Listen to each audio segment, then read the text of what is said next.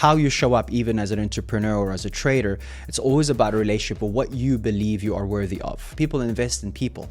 People need to believe in you, but people won't believe in you if you don't believe in yourself.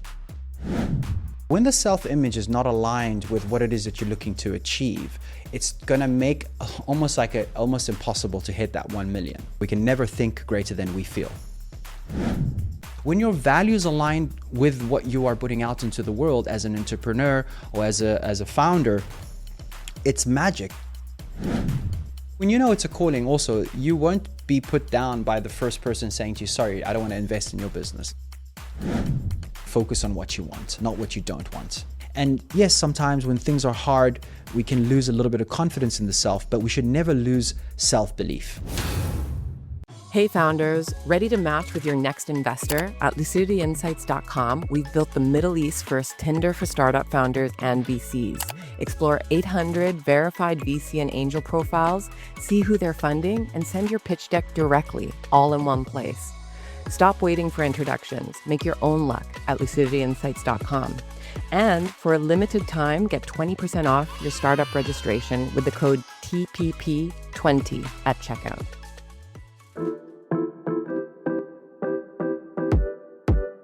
Hi, and welcome back to the podcast. Today, we have a slightly different format to our usual format, and I have a very special guest with me today. His name is Sam Daghash, and he is a mindset and reconditioning coach that works with founders, executives, and high performers, around the world and here in Dubai. Full disclosure, Sam has also been my own coach, and I thought it would be really great to bring him on to talk to startup founders and investors about the psychology of success and what the leveling up we need to do as founders to get to the next stage of our business. So Sam, welcome to the show. Thank you for having me, Erica. I'm excited for conversation, yeah. Yeah, I'm excited too. Yeah. And I'm particularly excited because you have such a breadth of experience. One of the interesting aspects of your coaching is your trading training, I guess, where you go out and help traders recondition their mindset so that they can achieve higher numbers. And that already I can see where that fits in with startups and building businesses as well. So I wanted to start off talking a little bit about that. Sure. What are some of the most typical insecurities or limiting beliefs or challenges that traders would have in order to reach that next threshold, whether it's $1 million or $10 million or whatever ceiling it is that they're trying to break? Yeah, so great question. Thanks for starting there. So when it comes to traders, like everyone else, it's a profession at the end of the day, but what makes traders unique is two main elements. Number one is that you're dealing with money, which is always a sensitive energy and a sensitive topic, right? So depending on a person's conditioning, how they grew up around money, the relationship they have with money, it plays a big factor in terms of how they manage their nervous system and how they manage their trades, right?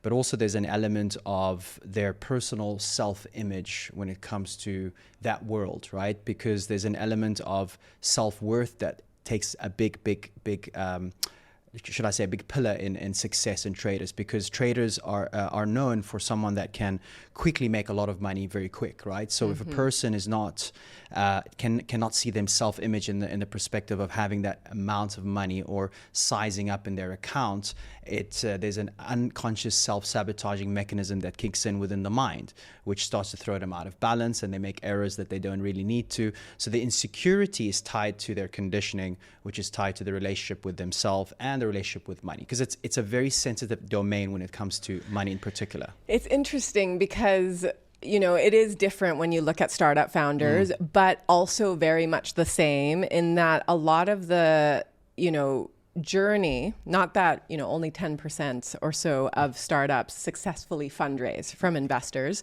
but the ones that do, you see that this would be entirely relevant. Their relationship with money or their understanding or upbringing with money really changes the equation and how they're able to ask for $5 million, $1 million, or $50 million. And so I'm super curious, what have you found? I know you have a whole training institute with traders. Yeah. So a big one is really boils down. I'm trying to summarize and condense this in the conversation, but really around self-worth. It's a big element, right? Because how you show up even as an entrepreneur or as a trader, it's always about a relationship with what you believe you are worthy of. Right? What do you believe you are worthy of when it comes to landing an investment? What do you believe you're worthy of in terms of the business you're building, right? When as an entrepreneur, when you're building a business, you have to believe A, in yourself, B, in the product or the offering or whatever you're putting out into the world.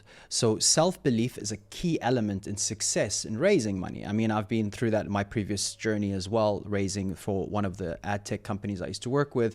So I understand the element that the mindset that comes into play is so important for you to first have self-belief in what you bring through, but also that you believe you're worthy of it. So the relationship becomes a little bit more, how is my value exchange here versus me coming in from a lack mindset or a lack energy of asking, please, can I have your money, right? So because that blinds us as well. And a lot of entrepreneurs, I'm sure you would know, make the wrong decision when getting the money or the investment or from just for the sake of getting investment, but they're not, they're distorting, they're not really discerned about, is it the right investor? Are they adding the value? Is it strategic? Or is it just coming from the lack minds, right?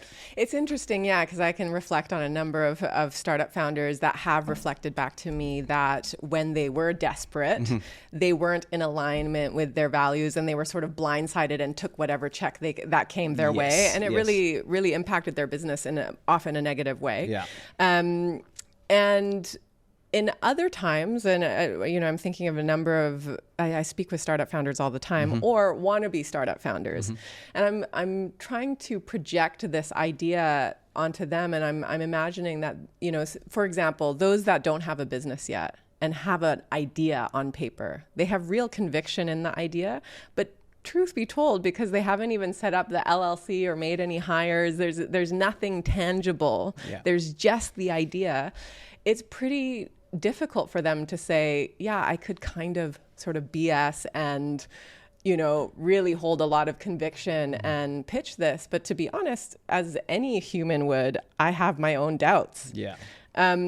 If you do have some of those doubts, how do you, where is that line between having self-confidence, conviction, humility, I mean, it's a great question. Again, I think really, with my line of work, at least as you had a bit of insight when you worked, time you spent with me, is that it really boils down to conditioning, right? It boils down to what are the beliefs and the values and the experiences that this person has gained in life that's either made him authentically confident or pulling that facade, trying to pull up, like you just said, the BS show just to get something. So at the end of the day, by human nature, we are designed, we have a sixth sense to tune in and know that, is someone pitching me, are they authentic, are they real, or are they just playing the game, right? Because this is what we know in the space of fundraising. There are people that are really talented in knowing where they put their money, but they're not just looking at the idea, they're also buying into the person, right? A lot of the times people forget that. They think, it's just a business idea. No, it's not just a business idea. People invest in people.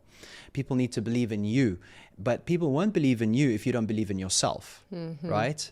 So what are the things that is in the way that creates a person to be disconnected from themselves, to have that self-belief, to have that self-authenticity? And I think it always boils down to real authenticity, because where the facade comes in is when someone is not being authentic and they're trying too hard, or they're trying to approach to be more confident in their idea and they believe in it. But deep inside, there's a disconnect within themselves. So I always used to say this with the leaders or entrepreneurs I've worked with over the years, or even the very successful 7-figure traders.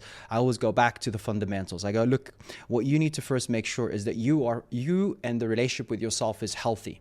You have to make sure that all the little noises in your head that you're not good enough, you're not worthy, it's too much, make sure that doesn't reside within you. That's not part of your identity.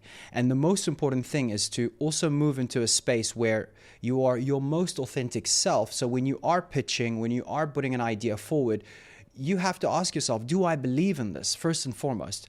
Or do I like the idea of it? Because a lot of times entrepreneurs and business leaders, especially guys shifting or going into, they like the idea, right? The idea looks nice on paper, or they just think that, but are they really buying into what they're saying? Do they really does it match their values? Because a lot of the time also there's a misalignment with what they're putting out and their true core values. When your values align with what you are putting out into the world as an entrepreneur or as a founder, it's magic. It's much more effortless, because you're not pushing one direction, and your inner being and the essence of who you are as an identity is pulling the other way. You know what I mean?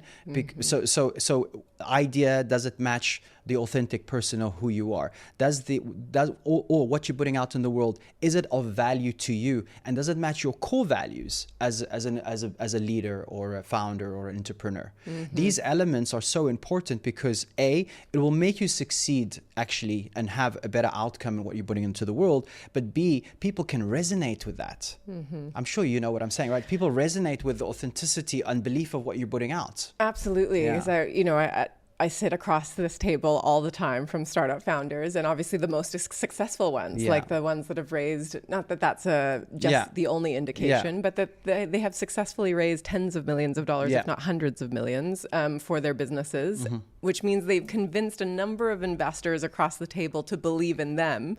And when I hear their story, and even after what I would consider many of them being super successful, many of them are super humble, and they're just either really obsessed with the problem that they're trying to solve, and it just scratches an itch for them, in a good way, in a way that they have deep conviction that this is an area that they want to devote a lot of their time and energy into, and it just stimulates them in the right way to do it, right? Yeah, because they're inspired, right? They're inspired. Yeah.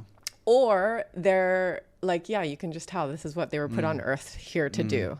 And others, I can see that they just saw that they could solve this problem, and they were the best person to be the one to do that.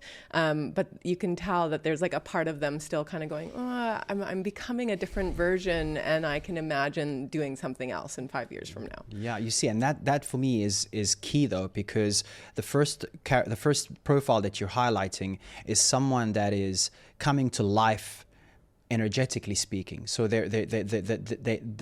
what they're putting into is actually feeding them the energy. Like they can put in so many hours of work and they don't even see it as work or as an effort, because it's almost like a calling, but that is in alignment with their authentic self. When you are more aligned with your purpose of whatever you want to put out in the world as an entrepreneur or a founder, there's something more to just doing the task. There's something more to just putting it out. There's something inside of you that is almost saying to you, I need to do this. It's not like I like to do it, I want to do it, I need to do it. It's like you said, that itch. It's a calling. It's a calling. Some of them. Yeah. It's a calling, and that's the difference. When you know it's a calling, when you know it's a calling, also you won't be put down by the first person saying to you, sorry, I don't want to invest in your business. Yeah. Because you just know that you're not going to give up.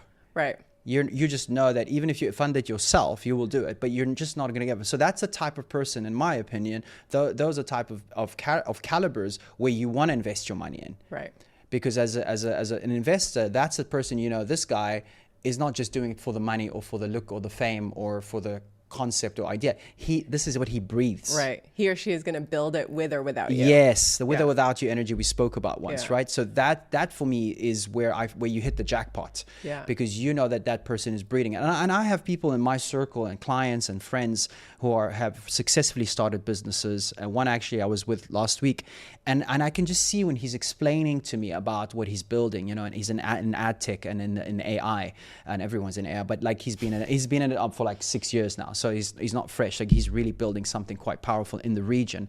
And through that discussion, he was like, we also, what we need in this space, at least in our region, if you would agree to this point, which is coming into play right now, is that we need role models. 100%. Right? With respect to the US and the amazing ad tech and entrepreneurs, but people grow up in an environment where they look to the right, look to the left, everything's possible. Like he was a colleague, now he's a multimillionaire who's created a whatever business, right? We don't have this enough in the region here. Right? Enough, yeah. We are getting there. We're getting there. Slowly, yeah. Slowly, right? But also there's a belief that needs to take shape more and more in this region, right? And the belief is that it's possible. Yeah. If we grow up and go, well, we're waiting for the next Elon Musk or Mark Zuckerberg to tell us how to do it or to give us the tech or whatever, then we're always sitting in that space of waiting as opposed to creating. And I think that's where it's shifting. I agree, it's shifting more and more, especially in this part of the world. But there is still lack of it, right? There's that mindset. It's all mindset. If your mindset shifts around what you believe is possible and what you believe in yourself, everything changes. The opportunities show up a bit more and there's more possibility. Yeah, that's really interesting. And as I'm thinking about mindset, I would imagine that, there's a mindset that you need to have. We just discussed it around conviction and self-worth and all of these things. And some of these things need to run through your whole life. Yeah. But especially at the beginning of launching your business, or definitely when you're asking for outside assistance to scale your business. But then what I've heard from a lot of startup founders as they go on their journey, several years, as the business grows, there's more people, there's more personnel, the business becomes more complex, is that there needs to also be a mindset shift and a role shift from founder to CEO. And I can imagine, all my businesses have been under 30 people. So there's not a huge shift. There's a small shift between running a team of 3 or to 5 to 30.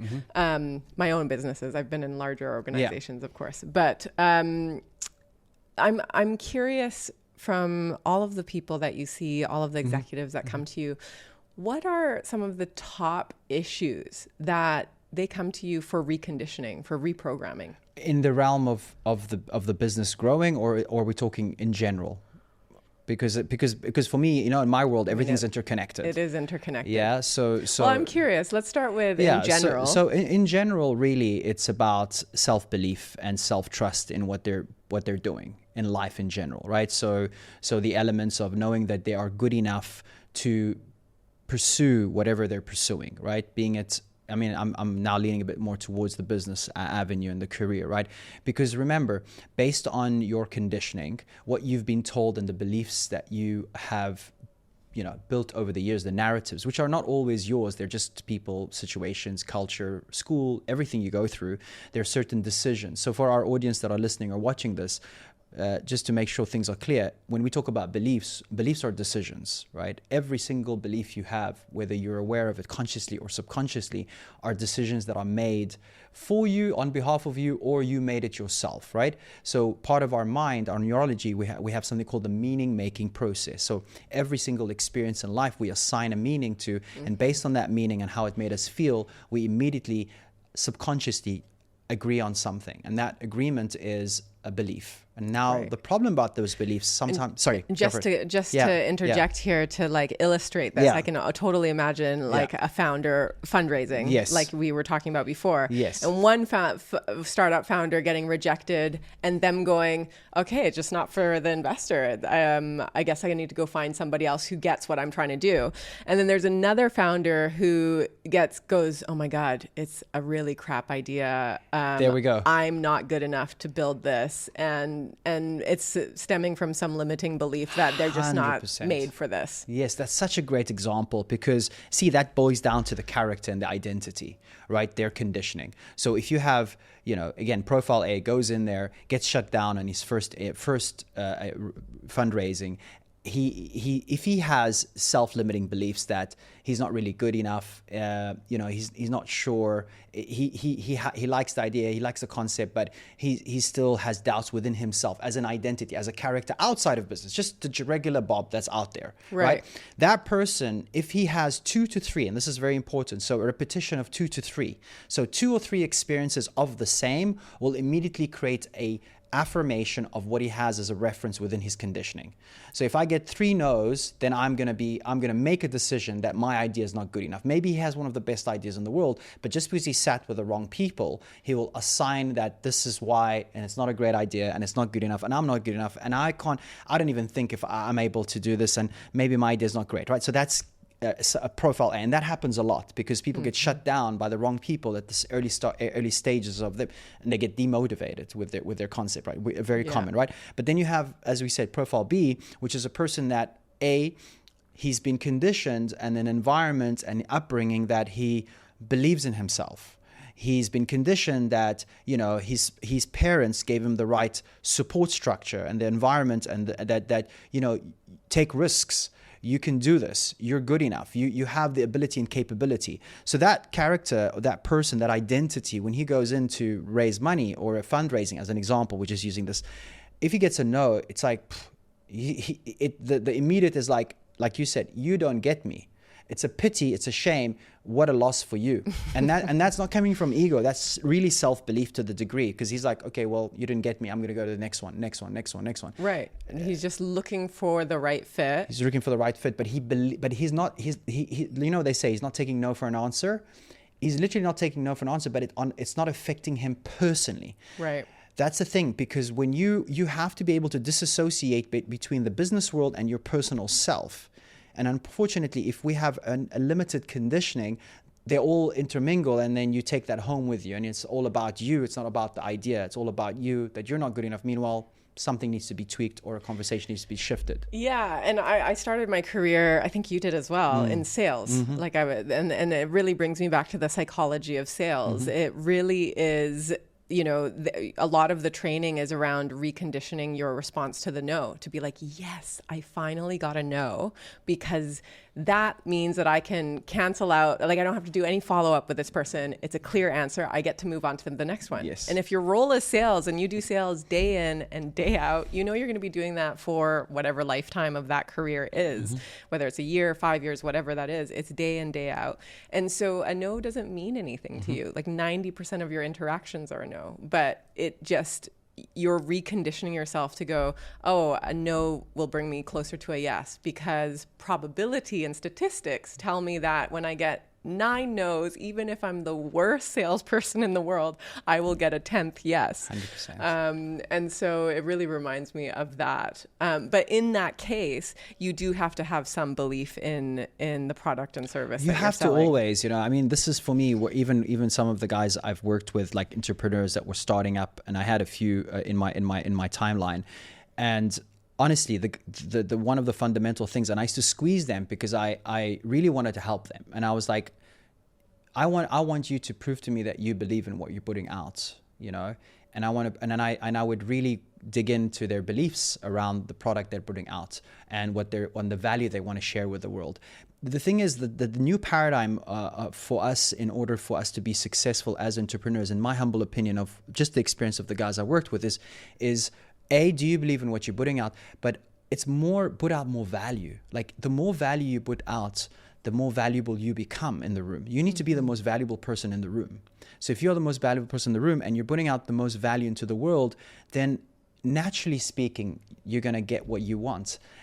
The dynamic needs to change from a paradigm of transaction to value. And I think that's the things I've seen with entrepreneurs. And if you don't, and the guys that don't believe in their product, or there was just a little loophole, they wouldn't succeed, because people, again, can read that. You have to be authentic and real about what you're putting out into the world. People resonate with that. So let's say there's somebody out there that's like, oh, I think I believe in my business, but obviously they don't. Like there's something. Yes. And they go, yeah, I can feel that I have some doubts. Yes. How can they work on building that self-confidence? So I think we would need to dial in a bit deeper in terms of where's that doubt coming from? Is it fear of failure? Because that's a big one, right? For entrepreneurs and business and lead owners, etc. There's always an unconscious fear of failure, because you remember, if you believe you're not good enough, and a lot of people have gone through that conditioning. It's not a broken thing. It's just part of our conditioning that needs to be rewired. What happens is it opens the door to doubt, and doubt creates fear. And if you have fear in your system, in your nervous system, what will happen is you will naturally distort and generalize the reality that you're not good enough, and also whatever you're pushing out won't come from that place of confidence, from that place of authenticity, from the place of self-belief in what you're putting out. So fear needs to be released. And it needs to be released based on where your limiting beliefs are about yourself or about whatever you're putting out. Where do you feel that this product might not be good enough, right? Or this offering that might be good enough, have that raw, honest conversation with yourself. And then ask yourself, is that just a perception? Is it true? Is there evidence to it? Or is it just in my head? Do you know what I mean? Yeah. Because most of the time it's in our head and we're just perceiving it that way. I love that you're taking this there, because that was my next line of questioning around fear. Yeah. Because there's a lot of fear in business. It's normal. There's a lot of uncertainty, and then fear can creep in. You've got all of these salaries you need to pay, and sometimes it can be a little debilitating. Sometimes there's external circumstances where you go, "Ooh, the market is going in a downfall. I'm losing some contracts here, etc." I'm curious your take on this, and I know you have a big take on it because we've done some work, a little bit around fear, but uncertainty and different things in different aspects of my life. But I want to get your take on how you feel emotions generally impact business decisions or just decisions in general. Wow, very great. I mean, this is a question I hope is being asked more and more today, because emotions at the end of the day make up our state of being, right? So what is emotions? It's energy in motion, and it marries the quality of our thinking. So we can never think greater than we feel. Remember, we highlighted that once, right? So what that means is my state of being is how I think, how I feel, and the nervous system. So if I'm in a state that is a little bit of doubt and fear, the way I hold myself, the energy, the words I use, the behavior, the way I pitch, everything shifts based on that emotional state that I'm in, right? We can never think more than we feel. We can never think greater than we feel. Greater than we feel. So if I feel fearful, doubtful about about the pitch I'm about to do, my nervous system, my words, the way I hold myself, my body language, I go in a defensive mode or a lack mode versus a confident mode. So confidence is a matter of believing in yourself, but self-belief comes from a state of being. It's the state that the quality of your thinking and your body is saying to you, hey, you're good enough, you got a great idea, I believe in yourself, they're lucky to have you in the room right now, etc., etc. So that quality of thinking is determined by your conditioning. It's determined by how much fear you're holding in your nervous system or not. So if you don't have fear, you wouldn't be thinking fearful thoughts. But if you have a lot of fear from your past experiences, I got shut down so many times from investors, right? If let's just say this is a person, because he's had those experiences, and it made him feel like he wasn't good enough, or something was wrong with his idea, or maybe he didn't pitch well. He still carries those energies, those emotional states, the reference points, the past with him into his future. So obviously clearing that past, and doing some therapeutic work to release the fear out of your nervous system, come back into balance, so you don't use the past as a reference point when you got shut down, but you come from a clean slate and you approach it in a more coherent manner. So that gives you a higher probability. Because remember, if I'm in that state, the way I approach it, I'm going to be on the offensive or defensive manner. And again, investors can sense that. Yeah. People can sense that. They can sense that this guy's not 100% sure about his product, or he's a bit off here or there, or she is off here or there. So that is subjective to the state. Clear the fear, you move into more of a calibrated state and a more authentic state where you're more comfortable with yourself and comfortable with what you're sharing. And if you have a lot of fear in your system, I'm also thinking of other options, right? Like scenarios where, maybe there's a founder that's been interviewing a lot of people to join his executive team and just not finding it. Usually, most people that I meet, they don't like the process, but it's a very big part of a growth trajectory of growing your business. In those cases, if you are having a lot of dread or fear or, these sort of emotions, should you just postpone? Should you not have it? Or what's your suggestion? I would definitely say that you're going to be distorting you're the person in front of you. You're going to be projecting. You're not going to be seeing things clearly. So I would definitely say calibrate. Simple calibration can be as simple as a breath practice to gauge with yourself that you are, you're entering this from a space of neutrality rather from, I'm fearful, or I'm not ready for this. So yes, check in on your state. There are many, many things people can find online that is just about really 10-minute practice that will shift your state into a more coherent state. And this is really important. And that is, there's many elements, many practices that can lead someone there. Okay. We are in a challenging market at this time. Yes. I think that we'll probably come out of it soon, and we're seeing that those changes happening over the summer already. But markets change, investors disappear. I know a lot of our clients, their investors have disappeared. Some key hires have had to leave. Revenue is constantly fluctuating. I can't imagine. I think there's a few sectors that will do really well in 2026, and the majority are recalibrating from 2025. And so, you talk a lot about this self-trust, self-conviction, just to close off this aspect here. When the external environment is so chaotic, how can you ensure that you still have that self-trust or faith in, in order to have that leadership to navigate the business forwards? Well, I think this is one of the most important things that most entrepreneurs and leaders don't give this enough time or awareness is having the ability to be comfortable in the unknown, right? Comfortable in times of uncertainty. And we are going through this now, and we'll continue going through it for some time, right? The issue with that is that if we have a very negative perception and a negative worst case scenario, an anxious person, an anxious state. Remember, we talked about state. So if a person by nature is an anxious person outside in his personal life, he's going to bring that anxiety into work as well, right? So if he doesn't have, so what happens is, because it's a coping mechanism, they will unconsciously picture the worst case scenario that's about to happen in the next few months. And that is, again, not a good thing, because what you're doing is, first of all, from an energetic perspective, where you focus your attention is where you focus your energy. So if you're focusing all your attention and energy and preparing for worst case scenario, your habits, your behaviors, the way you think, the way you act is almost going to be building towards that energy, right? But if you have more trust in the unknown, and it's just a relationship with the unknown, and I'm not saying to you to not be practical about the reality of what's happening, but I'm saying to you that you have to focus on what you want, not focus on what you don't want, right? Because if you're focusing on what you don't want, you're going to be taking action and subconsciously, that's how the mind works, and our neurology, towards what it is that you don't want.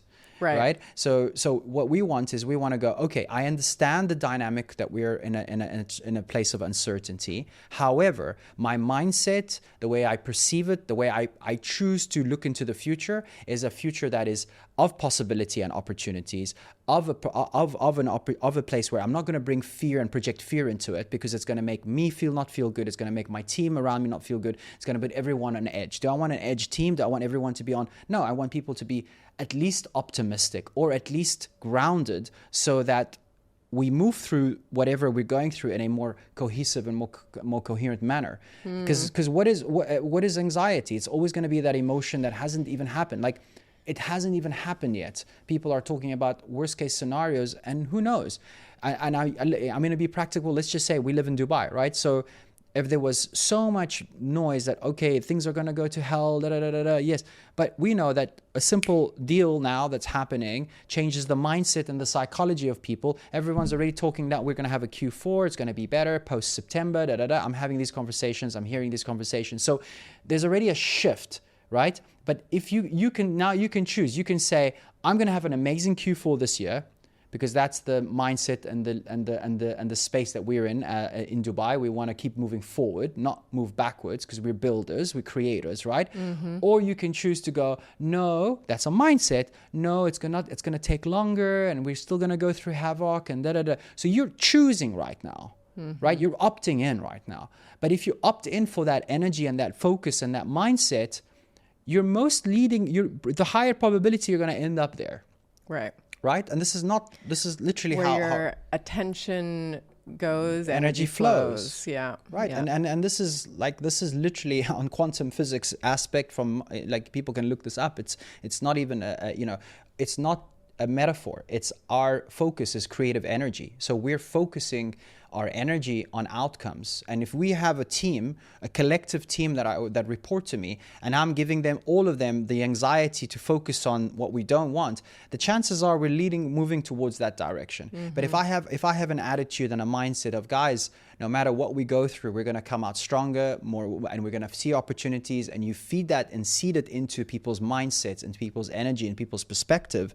it changes the dynamic. Mm-hmm. It changes the energy. It changes the space. And there's people work better when they're in that mindset versus like, oh my God, we don't know what's going to happen. And if you keep doing that, it's just literally creating more havoc. Mm-hmm. So it's not just like, oh, a trick. No, it's literally doing that. So it's because, remember, we're habitual beings. We're habits. We're going to build those habits of preparing for worst case scenario. Yeah. The more I listen to you speak, I the thing that keeps coming up for me is, most people think that startup founders are young, like 20-something-year-olds, mm-hmm. and those do exist. Mm-hmm. But actually, the successful group is actually 40 often plus, 40 plus. Yeah, I heard. There's a statistic around that, right? Yeah. And the logic around it goes, if you are young enough mm-hmm. and naive enough, mm-hmm. then you might go in and just give everything you've got if you've got that conviction, and it might pan out for you.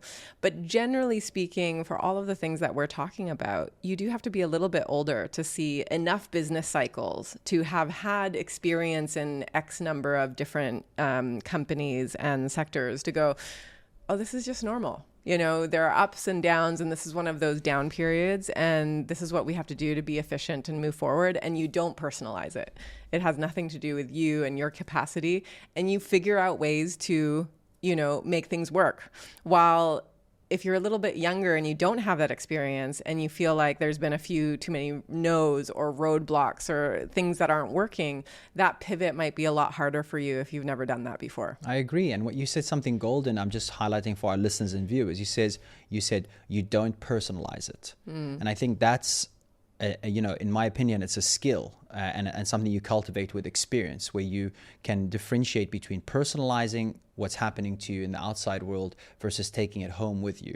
Because remember, like I said, if you are by nature an anxious person in your personal life and you haven't done anything about it, you're going to bring that anxiety into your business. You're going to bring that anxiety into your team. You're going to bring that anxiety into how you deal with business and what you anticipate, because anxiety is always anticipating the worst case scenario. That's what an anxious person is. Right. Thinking worst case scenario. The only emotion that comes from the future is anxiety. Constantly worrying about what's going to go wrong versus what's going to go right. Yeah? So what you're saying ultimately is we want to flip the script on that anxious personality and go, let's think about the best case scenario and work towards that. Yes. And of course, be pragmatic and go, what are some of the things that could go wrong? And we'll find stop gaps for that so that we, double down and ensure we're on the road to that best case scenario. Of course. I mean, you want to channel your energy on what you want in life, not what you don't want. So tell me a little bit about changing your psychology on this, because I'm thinking to there was a time when I was a partner at a consulting firm, and my target was to hit $1 million of business in this one specific segment. Okay. And I could just never quite get there. Mm-hmm. I would hit 800, 850. Mm-hmm. But it was like this number mm-hmm. that I was like, there's no reason why I shouldn't be able to hit that number. And year after year, it just eluded me. And I was acutely aware that it must be a psychological thing, that I've made it into this like unicorn, because only the CEO and COO was hitting that type of figure consistently. Yeah. And I had just worked it up into my head that this was, like the mecca for me to do. I'm curious what your thoughts are on that. Well, that's the same pattern that I was referring to with traders, right? So traders, we use money as a figure, right? So for example, traders that I used to work with or continue to work with a couple in the US right now that are, six figures. And the moment they move close to $1 million, they just can't, they mess it up. and it's crazy mistakes they do, or just something blocks them mentally. And the reality is, and I'll share this with you, it's about, which we're unaware of because it's an unconscious process, it's the self-image. So when the self-image is not aligned with what it is that you're looking to achieve, to see yourself as a CEO in that time, to be in that same level as the CEO, if the self-image can't see that, it can't believe in that perspective, it's going to make almost impossible to hit that 1 million, right? Mm-hmm. And the 1 million is not about the 1 million. It's the representation it has internally. So what does that 1 million mean to me, right? So if that 1 million it's just like 2 million, it's just like $600,000, for example, it's not. But because you gave so much meaning behind it. I did give a lot of meaning. There we go. Yeah. You see? Yeah. You see? So because you give it so much meaning and energy, it becomes something. Interesting. Yeah. Yeah, it's fascinating because now, I wouldn't think anything of a $1 million target, but there was some sort of, I did make meaning of like, if I hit this, I'm going to be, I don't know, next level. In my CEO's eyes, I will be seen as equal. Yes, seen as equal. And that seen as equal, the chase to be seen as equal, is the inner work that we needed to shift in order for you to be able to get that 1 million and more. But because there was an internal dialogue or internal conflict or misalignment, conditioning wise, that became the block. So what would you do in that case? There's probably people out there listening and going, yeah, I've got $1 million revenue target that feels elusive to me, or 10 million or 50 million, replace it with whatever you like. Yeah. But there is usually an elusive revenue or an EBITDA target that people are after. What would you do? Honestly, it will be, I'll use the traders as an example. So there's a whole mechanism and a whole formula that I do, but to simplify it for our listeners and viewers, the first thing I would do is I would say, do you believe you're worthy of it? Mm-hmm. Okay. Yes. And that is super, super important to because it could be a yes, but deep inside, it's not a full yes. So I need to make sure that is 100% yes. Okay. So that's number one. Number two is that, do you believe it's realistic to achieve? Right? Because even if it is realistic, but you don't believe it's realistic, that will be the block in its essence as well. Does that make sense? Yeah. Right. Even if it is, but so there's layers. Okay. Let's work through this one by one. Yeah. The first one is, do you believe you're worthy of this? Yes, hitting that number. Hitting $10 million. Hitting $10 million and having that in your account as a business owner or a target or making commission, whatever it is. Yeah. Yeah. Then let's say there's someone out there that's like, ooh, I think I might need to do some work on that. What's the work that's needed? So what needs to work is there's multiple interconnected belief systems that create the block of not believing you're worthy. So I would need to trace and understand where in your timeline, in your childhood or in your growing up a young and mature adult, did you believe that you're not worthy? It could be relationships you've had with your parents. It could be situations you've had with your early career. It could be anything where you made unconsciously. It's not a conscious decision. It's an unconscious decision where you felt that you were unworthy of receiving whatever that is. Right. Okay? And that representation needs to be shifted, changed, and the perspective around that, the perception around that needs to be shifted. So now you believe you're worthy. Right. So then you open up that portal. You open up that decision-making process. It's no longer blocked. The experience stays the same, of course, but your perception or the meaning making around that story changes. And the feeling. And the feeling. Yes, because usually what makes us believe something is how it made us feel.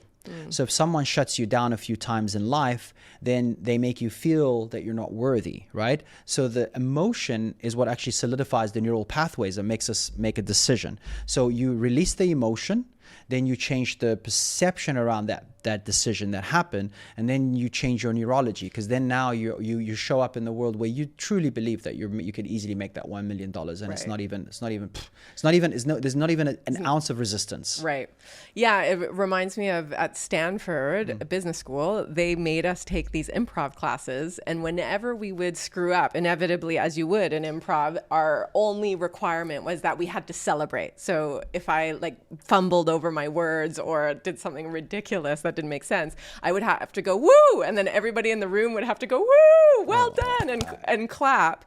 And it was meant to rewire failure. Yeah. It's like one of their number one sort of values at Stanford was like, get comfortable with failure fast. Yeah. And I realized I wasn't super comfortable. I don't think most people No are. no one failure. really is. No one really is. But it's a good skill to cultivate. But yeah, I can see that emotionally, Yes. like getting applauded for failing. See, because what really you're doing, change the emotion. exactly, because you're anchoring now. Right. So that's what you're doing with the brain is you're almost giving a new way of being around that relationship with failure, right? So the emotional charge, which is how you feel, especially when it's heightened, like, whoo, the reason you were doing that is because they're elevating your energy. Right. So then there's an association now. Right. And that solidifies. And the more you do it, the more you realize, oh, okay, that's a new familiar. Right. Yeah. Okay, so let's say there's people listening at home and they're like, I think I can rewire this. My answer now to this 10 million or whatever revenue target is, yes, I believe that I am worthy of it. The second question you asked was, is it realistic? Yeah. Okay. If it is not, you believe it might not be realistic, do you just set a more realistic target? Well, I think it's important that you do make peace with reality, right? Yeah. Because you also have to buy into it. Yeah. Because in order for you to achieve something, and you really wholeheartedly believe it's not possible or it's not realistic, energetically speaking, mentally speaking, and the way you approach it is going to be different, right? Yeah. So either you reevaluate what is realistic to you and you believe in that and you buy into it. Yeah. Or you change and you pre-frame and go, well, why don't you believe it's realistic? So that's what I would do with the guys, right? So why don't you believe it's not realistic?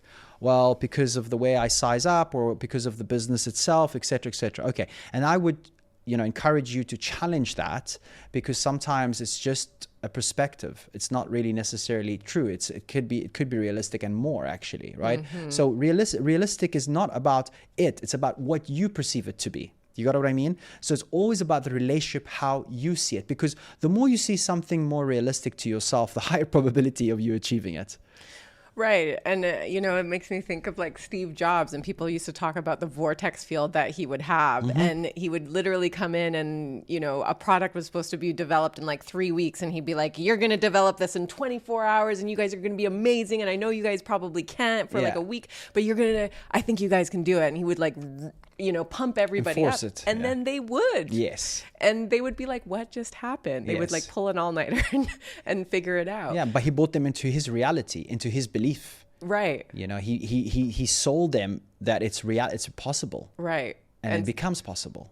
And so there is this thing of like undulating between like making sure you have big, hairy, audacious goals that are exciting and really pushing for them. Yes. And also being somewhat realistic so that you don't come up against resistance or failure time and time again. Well, just to add to what you're saying, the realistic aspect of something that you want to achieve is also subjective to your self-belief, right? Because if you believe in yourself and you believe to be good at what you do, just for example, then whatever that target, however big it looks, it becomes more in alignment with your self-belief, right? But if your self-belief and self-trust and your confidence is low, in the aspect of it, your realistic bar comes down, right? Think about it. So you start to go, well, that's not realistic. So you start to come back into what we call the comfort zone. Psychocybernetic mechanism brings you into what you feel familiar with.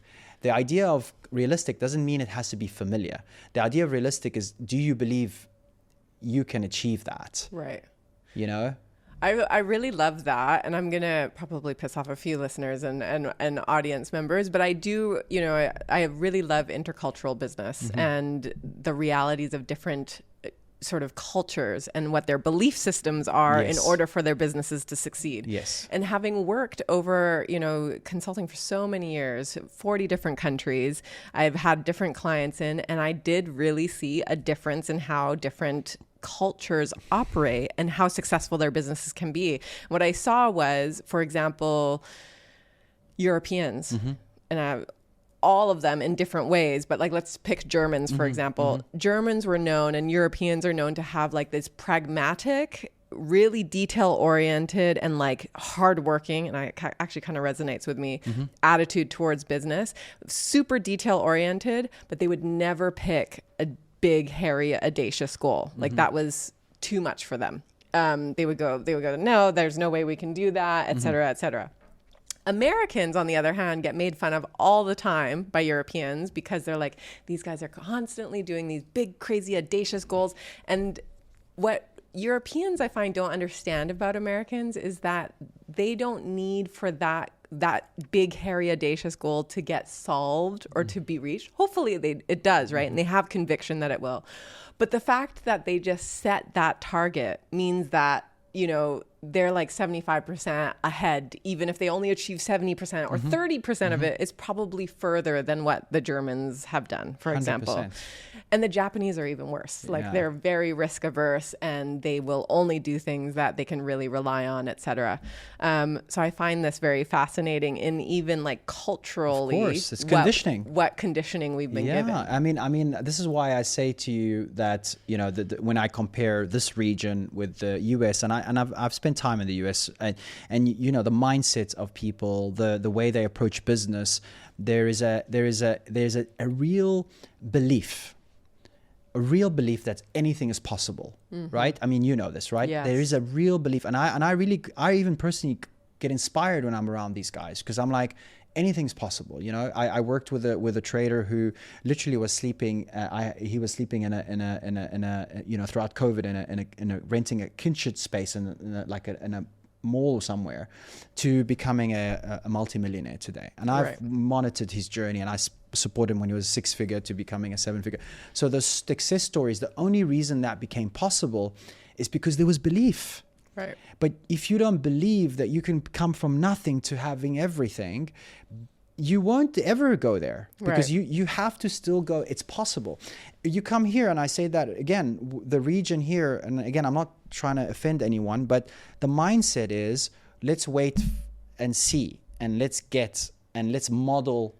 You know, we don't have, again, we need to have more models here that anything's possible. And if you see the most successful businesses that came out from here were all businesses that modeled other businesses, right? Look at Souk, Amazon, right? You look at Kareem, Uber. It's all following some other model. And yes, if you look at startup evolutions around the world, the copycats are always first. Yes. Also because investors have confidence in them because they work somewhere else, you can replace them. And then later, like a rendition that's more localized comes in. And then third would be novel, completely new ideas being born out of the space. But that's belief though, right? Yes. It is a belief, right? Yeah. That's what I'm saying. So if we have more people that believe in possibility, that anything's possible, you would have number two rising much more higher with new creative concepts that hasn't been heard in other parts of the world, and culturally speaking. So you say conditioning. I can tell you conditioning has a massive factor in our region here, how we've been conditioned over the years of not being the leaders in tech, or not being the leaders in different spaces. And at the same time, I will say one of the reasons why so many people love moving to Dubai is it does have an anything is possible attitude. It doesn't have the, let's say, the track record specific. It's not a Silicon Valley yet in the tech space. But generally speaking, this is one of the few bastions in the world right now where they will dream super big 100%. And, you know, set these crazy goals, and then they go out and do it. Yes, but that's because of obviously the leadership, the mindset, and it trickles down into the frequency of the city. This is why I love here. That's why I live here, because it is. I mean, you know, I have another business, which is the New Mind Wellness.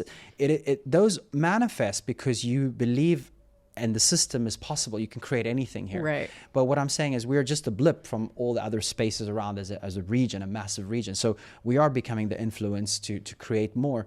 But still, if you compare to where the rest of the world, especially in the US, it's like we still got a lot to do. You know what I mean? Yeah.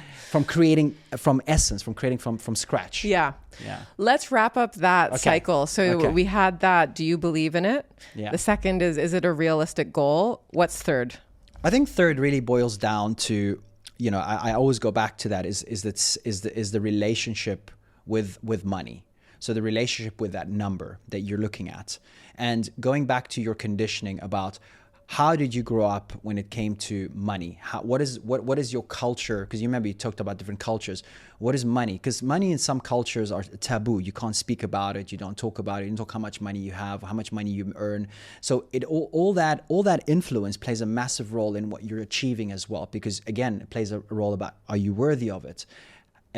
What belief system do you have around money? Do you have to work hard to achieve it? Or all these aspects play a role in conditioning. So relationship with money, because if we're talking about money targets, then that would be one. So how do I dig deeper into understanding what did I grow up and what did I hear growing up around money? What did my parents, culture, religion, school, family speak when they talk about money? Is money hard to come by, or money doesn't grow on trees? And if you have a better relationship with money, then the possibility of investment and money, because even as a founder coming in and asking for money, if you have a good relationship with money, you're not afraid to double what you're asking for. Right. But if you go, oh, maybe it's too much, I don't want to ask too much, etc., then you're actually putting yourself down just because you perceive it to be a lot, but the person on the other side perceives it to be nothing. Right. So that is a big aspect and a big factor of anything in business, because business always revolves around money at the end of the day. Absolutely. Yeah. Yeah, it's fascinating because I do see that, starting a business for a lot of entrepreneurs is a spiritual journey. Yes. And it's really levels you up really quickly if you haven't been leveled up, particularly around money. You have to be confident with it and comfortable with it, spending it, releasing it, making more of it. Yes. And the same goes if I'm sitting across from you and you want to come work for me, or I want you to come work for me. Yes. And I need to be willing to put down numbers on the table that make sense to both of us, right? Yes. And negotiate these things. And if you're uncomfortable about having conversations about money, then the business is going to remain relatively small. Do you have a lack mindset, or do you have an abundant mindset as a founder entrepreneur? If you have an abundance mindset and you understand that money is just a tool, then that changes everything. But also, again, going back to what is your upbringing, what's your conditioning, and how do you find how comfortable are you around it? Mm-hmm. Sam, I've got one more closing question for you. Sure. Imagine an entrepreneur listening right now who feels stuck. Mm-hmm. Revenue has plateaued. They're doubting themselves. They know they're capable of more, but they just can't seem to break through. What's the first thing you tell them? I mean, look, I would always tell them and remind them that why and how did they start this whole journey? What was their inner calling? What was their initial impulse and excitement to get them to where they are? And I think reconnecting with your excitement is very important for an entrepreneur and a founder, because if we lose excitement, we lose the connection with what we're putting out in the world and what we're creating. Mm-hmm. So excitement is important because it's a path of a heart. I always go back to the heart, right? It's a path of what brings you to life. When you're excited, you're inspired. When you're inspired, you're inspired. So there's an element of you feeding and getting that energy. So when you go back to your story, go back to what got you on track in the first place, reconnect with that identity, reconnect with that person that started that, because there will be times that will be great, there'll be times that are down, but if you go back to the core and ask yourself, why did I start this? Why am I here? What's my purpose? Reconnecting with those important elements will somehow get you back in alignment, back into going, you know what? Just shrug it off. It's just going to be, tomorrow's going to be a better day, and I'm going to make sure, because I believe, going back to what you believe where it started, right? So reconnecting with that. But honestly speaking, I want to be realistic as well. If the excitement is not there and you try and connect or try and force it, then maybe that is also a sign that you need to pivot, right? Because we also don't want to sell illusions to ourselves, right? But the way if I need to keep going or not, go back to the why, and go back to checking in with yourself and go, does this still excite me? Mm-hmm. Does this still bring me to life? Do I still believe in this? Do I still believe in this story? Do I believe in myself? And yes, sometimes when things are hard, we can lose a little bit of confidence in the self, but we should never lose self-belief. Never lose self-belief in yourself. I think that's so important because I see so many founders and people in general burning out. And I think it's often because they're on the hamster wheel, running. Mm-hmm. And sometimes they forget why they're there.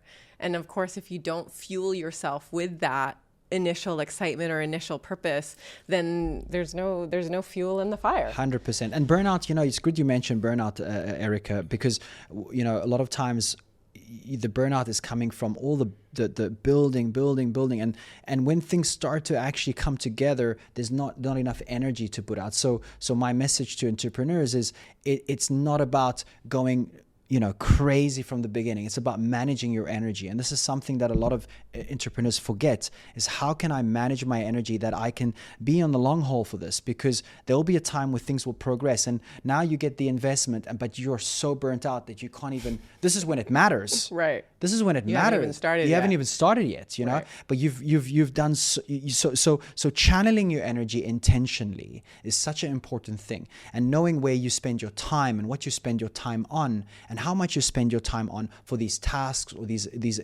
things that are moving the needle versus worrying about the pitch and worrying about what it looks like. And do you know what I mean? Like sometimes people can be focusing so much on perfection and the details when it's not really important. Right. It's what you're putting out as the message, and more importantly, doing it with the right energy and the right mindset. Yeah, and again, just it's reminding me how important maturity, which often comes from experience, but just like that. And I know I meet a lot of young entrepreneurs that have a lot of it, a lot of maturity somehow, naturally. But yeah, this maturity to pace yourself, to really know that it's a really long, lifelong marathon. And sometimes you just have to start saying no. Yeah. You just start saying healthy no boundaries. and healthy boundaries and cultivating, and focusing on the things that you really have to focus on. I love it. I mean, you say the boundaries element. So if we're recapping for everyone that's listening, just to take this home. So number one, and the most important thing, is to focus on what you want, not what you don't want. Number two is to make sure what you're pursuing always is in alignment with the values you hold and the why, just to stay connected to your why. And thirdly, thanks to you for reminding us both, is the ability to manage your energy by setting those healthy boundaries. Because if you don't, and you're acting from a place of desperation, you're just going to be burnt out before it really matters, before you start the race, which is really where you want all your energy to be there. So I hope that's been a nice little recap. And I love that. Yeah. Sam, thank you so much. It's been a really enlightening conversation. I hope it helps a lot of startup founders out there. Yeah. And we'll put in the show notes how people can get in touch with you if they feel like they need a little recalibration. Sure. Thank you so much, Erica, for always being a great host and asking amazing questions. And thank you for having me. Thank you. Thank you. Hey there. Thanks for joining this conversation. If you enjoyed that episode and you want to start researching potential investors for your startup's fundraising strategy, go to lucidityinsights.com and sign up now to the startup registration package by clicking the plans button on the top right corner. We look forward to having you join our future conversations and checking out our additional content. Until next time, stay hungry and stay humble.